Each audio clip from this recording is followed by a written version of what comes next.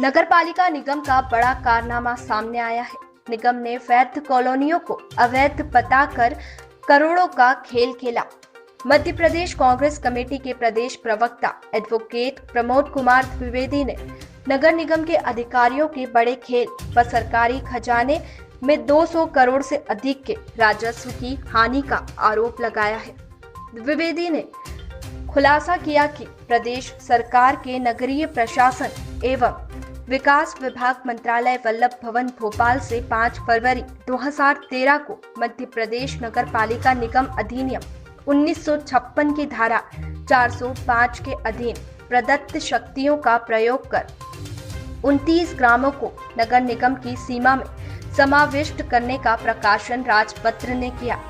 इन 29 ग्रामों को नगर निगम ने अपनी सीमा में तो ले लिया, लेकिन एक बड़े खेल को अंजाम दिया। टाउनशिप, मॉल, नई कॉलोनियों को शामिल किया गया। द्विवेदी ने कहा कि नगर निगम नक्शा तो पास कर रहा है, परंतु इन ग्रामों में उन कॉलोनियों को छोड़ दिया जो पंचायत में रहते वैध थी और 20 से 30% खाली थी। बिल्डर, निर्माता, गृह निर्माण संस्था विक्रय कर चुकी थी। विकास शुल्क पूर्व निर्माताओं ने चुकाया नहीं था। इन कॉलोनियों के दस्तावेज, रिकॉर्ड नगर निगम में जमा नहीं किए गए। फलस्वरूप विकास शुल्क व अन्य शुल्क जमा न होने, रिकॉर्ड न होने से इन कॉलोनियों के नक्शे पास नहीं हो रहे। अधिकारियों के संरक्षण में अवैध निर्माण हो रहे हैं। बगीचों पर निर्माण चल रहे हैं। शहर भर में 3 शेड डालकर दुकानें व निर्माण चल रहे हैं। आलीशान मॉल बन रहे हैं। मुख्य सड़कों और कॉलोनियों में अस्थायी निर्माण हो रहे हैं।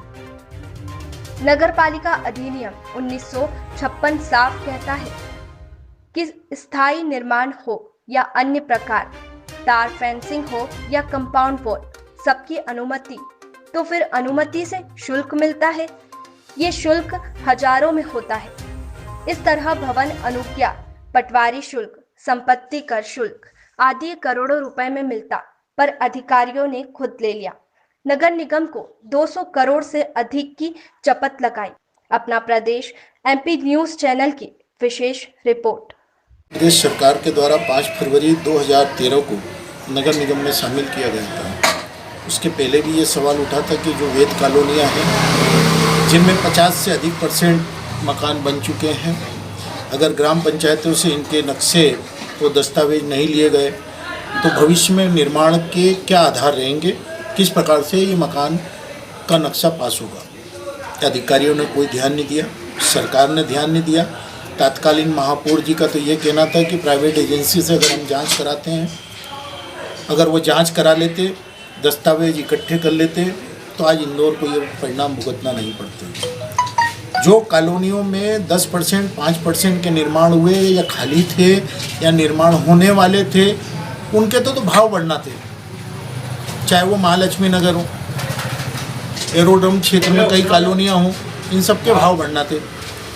लेकिन जो सघन बस्ती वाली कॉलोनियाँ थीं, जिनमें 20 साल पहले ही लोग प्लाट ले चुके थे, गृह निर्माण सोसाइटियाँ उनको नाम मात्र के शुल्क पर या उस समय के प्रचलित दरों पर भूखंड दे चुकी थी, कईयों ने मकान बना लिए थे, उनके लिए क्या व्यवस्था थी।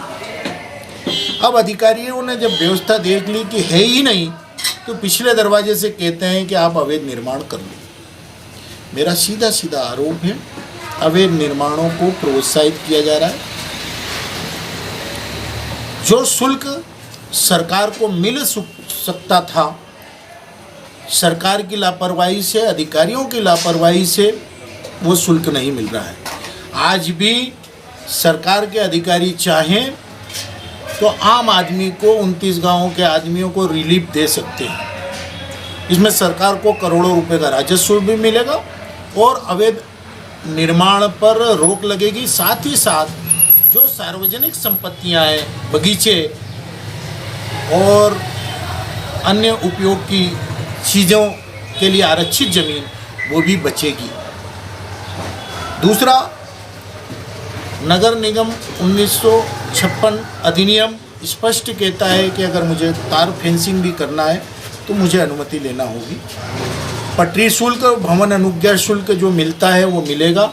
आप संपत्ति कर जमा करेंगे तब जा कर के ये अनुमति मिलेगी।